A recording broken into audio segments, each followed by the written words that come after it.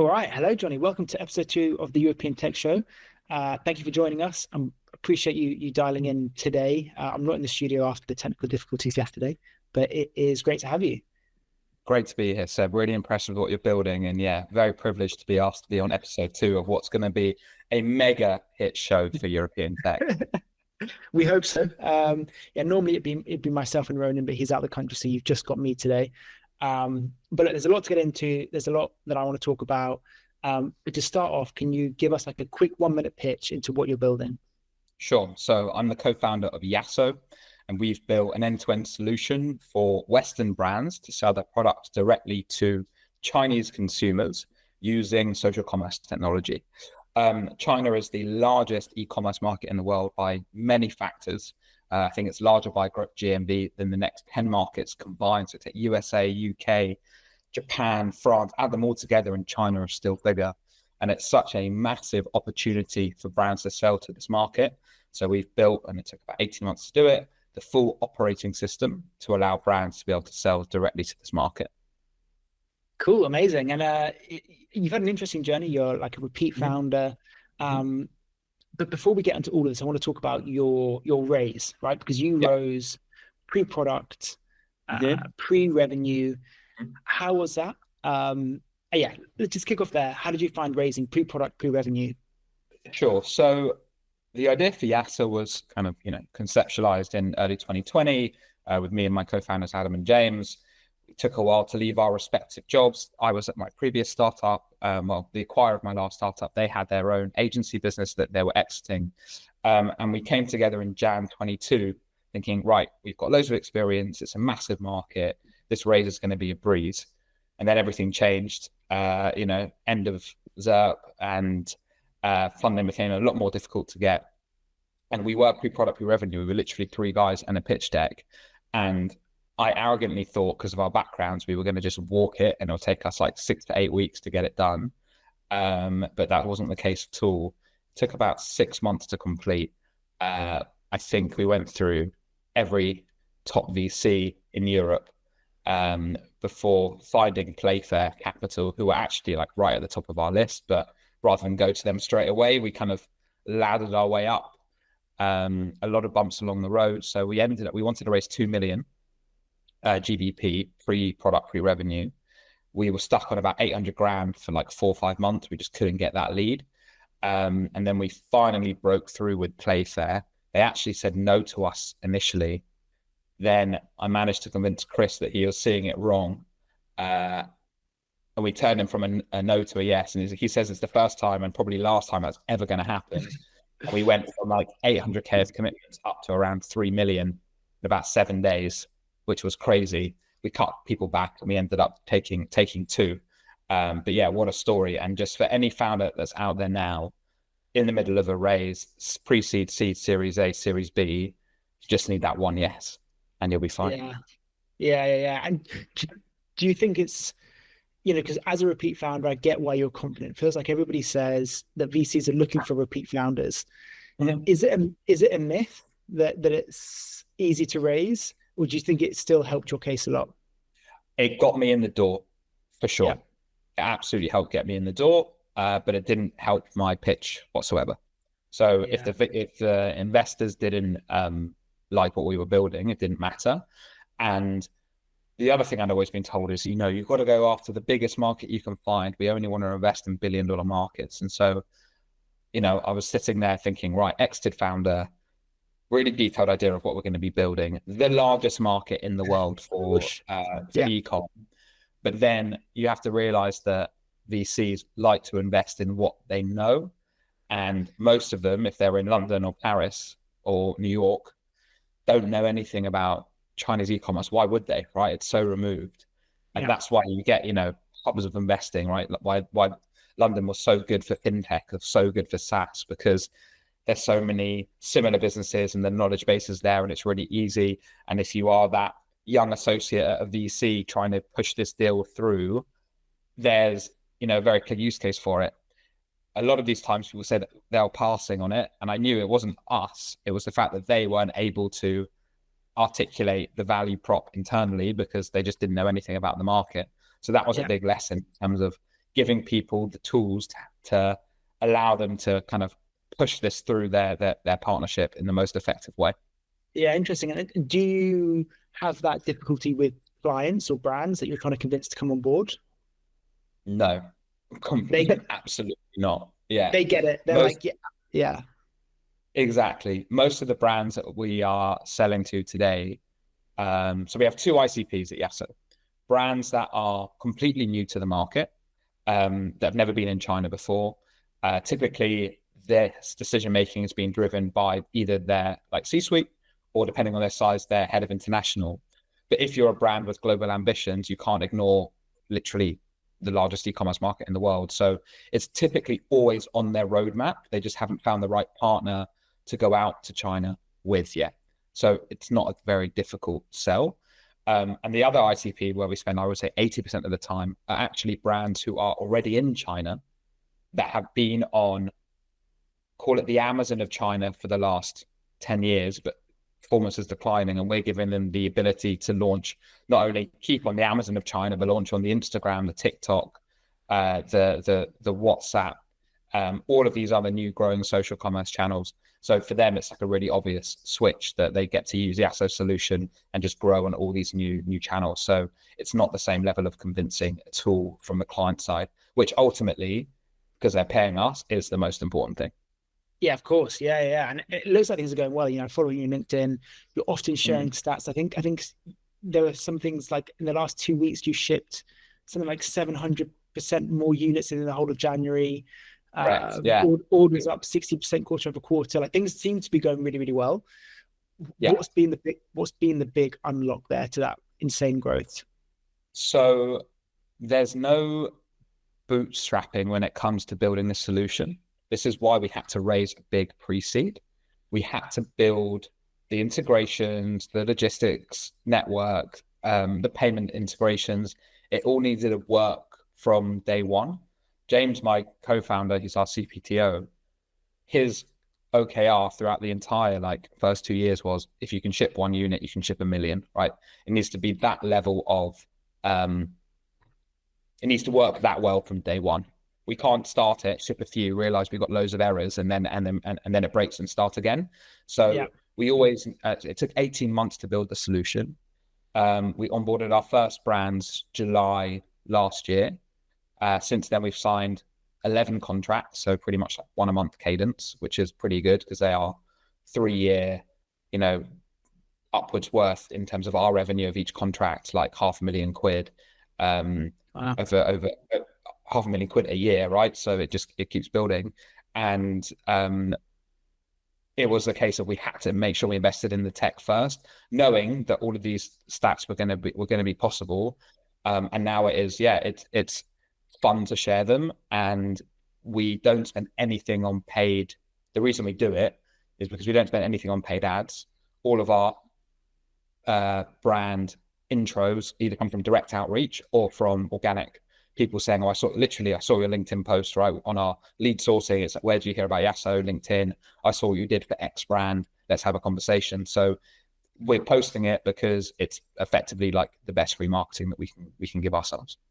Yeah, amazing. I speak to a lot of founders who say similar things. That so much of so many of their leads come from LinkedIn. That's great. It's interesting that you say you spent like 1.5 years building it, because it feels like at the moment we're seeing, especially with AI, a lot of technology become commoditized, and that technological moat is getting smaller and smaller. But it feels like what you've built, you've managed to build a really defensible moat where somebody can't just enter your market, right? Yeah, 100%. So we think about YASO, there are 3, and I'm going to get a little bit technical now, 3 things we had to solve in order for it to scale at the rate that it has. The first was, if you're working with brands from all over the world, we have clients from LA, we have clients from Auckland, we have clients from London. Like we were global from day one. If they're going to be shipping their goods into China from their home markets, it will take 6 to 8 weeks. You can't do that. You need to be able to store goods in mainland China itself. So we set up a network of what are called bonded warehouses. Basically, it means that you can physically hold goods in a territory, but they haven't technically exported. So we hold goods physically in a effectively a warehouse in Shanghai, and we can sell to the entire market in 2 or 3 days. That's actually not that defensible. It is, but it's also a bit of a hygiene factor. Like, there are other people that can help you do this. They just may charge you a lot. We decided to build it ourselves, so we weren't always paying, over the odds for this service. The most difficult thing was actually building all of the integrations with all of the different Chinese social commerce platforms. So to name a few, you've got Douyin, which is TikTok. You've got Rednote, which got famous because of the TikTok ban. It's like Chinese Instagram. You've got Tmall. You've got WeChat. Basically, every major platform in the West, you're going to have a Chinese equivalent.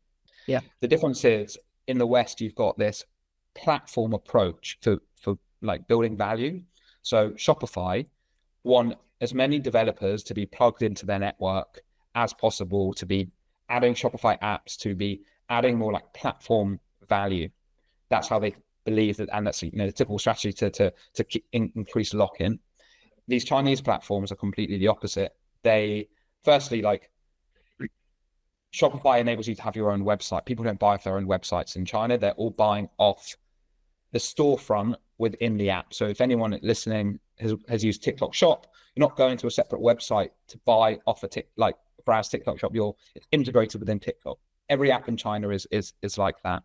So you're building these storefronts, and each platform is fully vertically integrated. So you need to build an API connection into each of these platforms, but they guard them really tightly. They don't let anyone build. In order to even get building, we had to apply for a government development license. We know how to do that because my co-founders speak fluent Chinese, and they've been in the space for 10 years. So that took 3 months to even get to.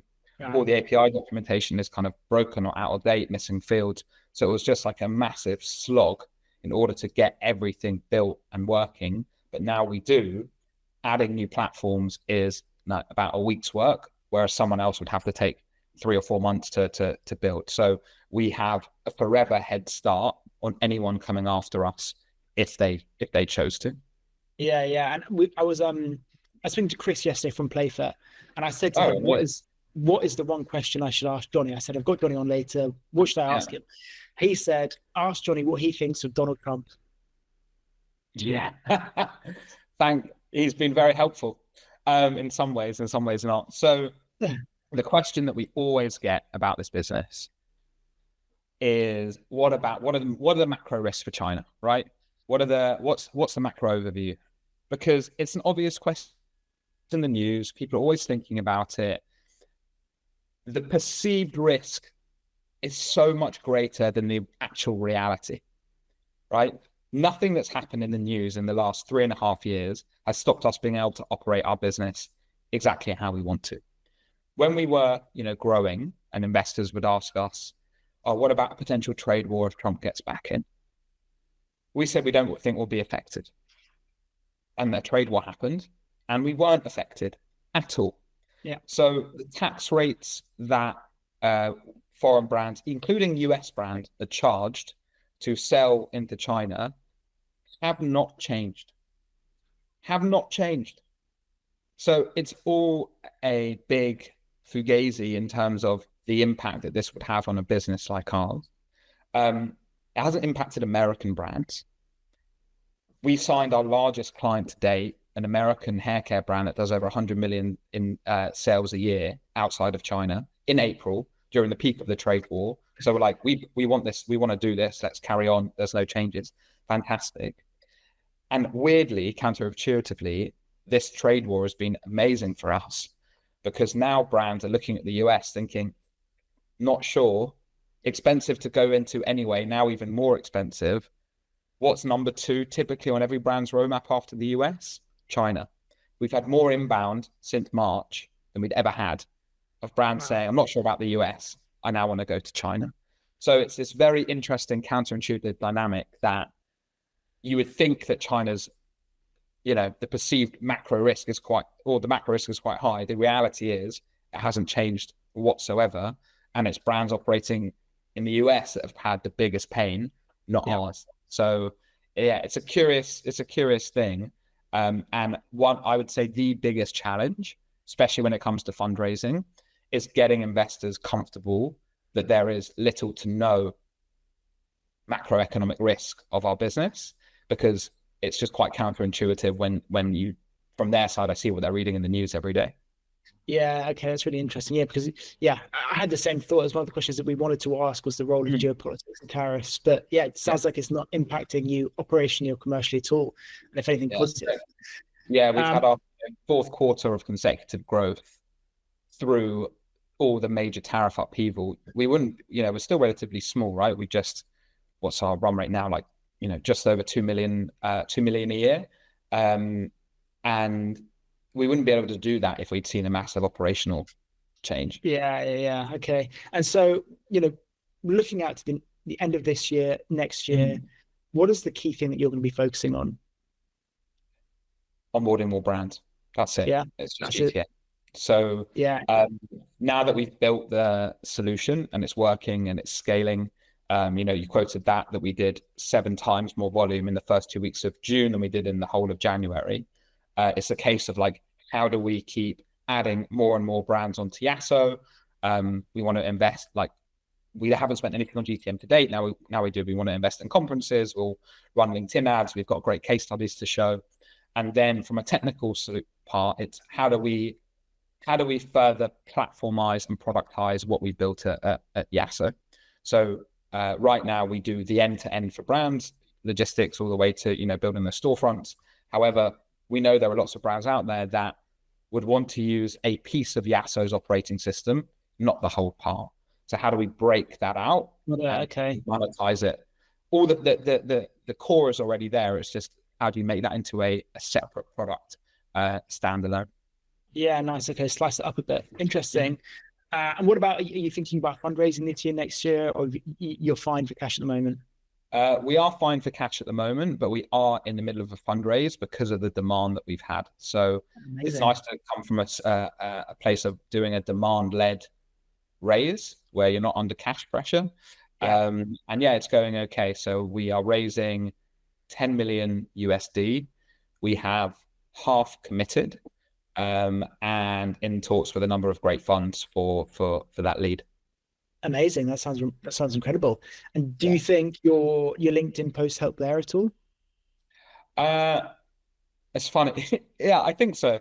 It's maybe unintentional because we're doing it more for the brand side, but Yeah. I did have someone reach out saying, I got caught by your thirst trap LinkedIn growth post. Let's have a conversation. I hadn't reached out to their fund because I didn't think they were a fit, and they were right. Like, it just wasn't a fit. But yeah, if it's getting into the psychology to help the raise, why not, right? Yeah, Aside yeah. of this posting. Yeah, amazing. No, sounds great. I also wanted to talk about another LinkedIn post. This is slightly on a tangent, I guess, but I saw Yeah, you had a post that went viral, I guess, and it was yeah, about young people, students, wage growth. yeah, Um, crazy. like, what nerve do you think you hit there? So, for anyone that didn't see it, I wrote a post about these two. So I started my career in financial services. I got like a standard Big Four accounting job straight out of uni. Qualified as an accountant, and then left to start my first business. But I graduated uni in 2013. Had, I can't remember, like, it was like 9 grand a year, or no, I think my tuition was still 3 grand a year at the time. So I didn't have a massive amount of student debt, like less than 15 grand. And I got to live at home with my parents because they're in London. And so very quickly I was able to, save up enough to move out of home and have the ability to start my business and kind of crack on with my life. And I met these two guys and they had the same jobs as me. So for context, both of these boys had jobs at Big Four. When I was a grad, my starting salary was £31,000. 12 years later, they were both starting on 33,000. So there's been less than 10% wage growth in these grad roles in 12 years. They are finishing uni with 45 grand of debt. That debt has, kindly a 3.5% to 4% interest rate. They're renting in a 5-bed flat share in West Hampstead, and they're paying £1,000 a month each. And they said that's like the cheapest they could find. Yeah. And I ran it through ChatGPT, making some assumptions of like, if they pay off 10% of their after cost wages towards their loan, and they get a 20 grand pay rise every 3 years at their big four firm, which is kind of standard, how much of their loan will still be left after 10 years? And the answer was like 25 grand. And I was just shocked. I was like, these boys are structurally fucked. Yeah. How do you get on in life? How do you save for a flat? How do you think about starting a family if after progressing in what is a good career, you're going to be earning double the national average? You've got 25, if you've still got 25K worth of student debt after 10 years of paying it off.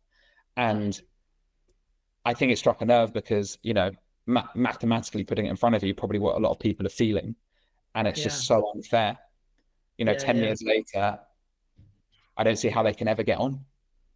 Yeah, it's bonkers. I started my career in a similar place. I was at PwC in consulting, and even when I joined, I don't know, it must have been 7 or 8 years ago now, the salaries hadn't risen in 6 or 7 years. It's absolutely brutal. And we have a rule at YASO, like no unpaid internships, nothing like that. Yeah. Not that helps, right? Like, we'll still pay, our lowest paid person is on, I think, 35K. They're straight out of uni, no qualification. Like, that's actually quite a good starting salary. But I don't know her personal situation in terms of student debt and all these other things. I'm assuming there's something there. And you try your best, but yeah, it's just incredibly, incredibly difficult for young people trying to get their start in London. And people talk like London competitiveness, and I'm like super pro London. My wife wants me to move to Lisbon or Paris, where she's from. I want to stay here and build a career and build a business because I still think it's a great place to do it.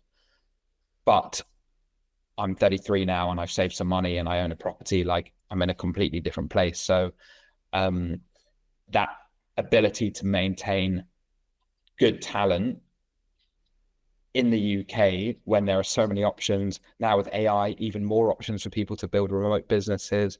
I saw a startup raise the other day that was a merchant of record services for digital companies. So you could sell your product in Albania or Japan or London, and it doesn't matter.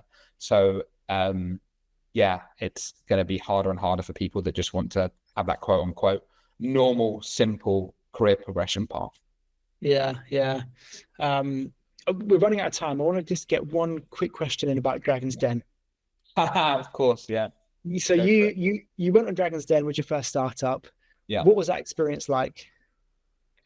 It's any B2C startup should go on Dragon's Den. Like, really? Just do it. I look at some of the other businesses that have gone on and they've, absolutely killed it.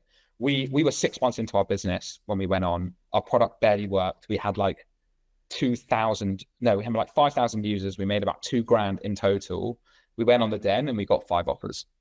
And we went from making £200 a week to like 3 grand a week overnight. Wow. With like a B2C consumer product. It was a browser extension that sourced voucher codes. And that growth continued. And, we worked really hard to get the opportunity. We worked really hard to continue growing. We sold the business 18 months after we went on the Den. But I put my hands up and say, without that initial boost, there's no way we would have made it. Amazing. And that's just distribution marketing. It just gets your product in front of people. It got the product in front of people. So we got that initial boost of users so we could, reinvest the money we were making, hire more people, so on and so forth. But you cannot buy the credibility that comes with saying we got 5 offers on Dragon's Den for a typical consumer where they're not sophisticated in like what investing means. And Dragon's Den is the pinnacle of investing. And you got 5 offers from some of the smartest people in the country. Your product must be amazing.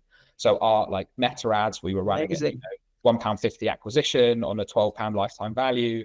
So it was amazing. And yeah, I built and sold a business on the back of a 15-minute TV appearance. Hold my hands up. And like, it's completely true. And you look at businesses today, I advised a company that went on that I am angel invested in called Kit Medical. They went on, absolutely killed it. You've seen that like Perfect TED company that got money from Stephen Bartlett. I have another friend that I advised on their Dragon's Den appearance that also is going to get investment from one of the Dragons when it goes on next year.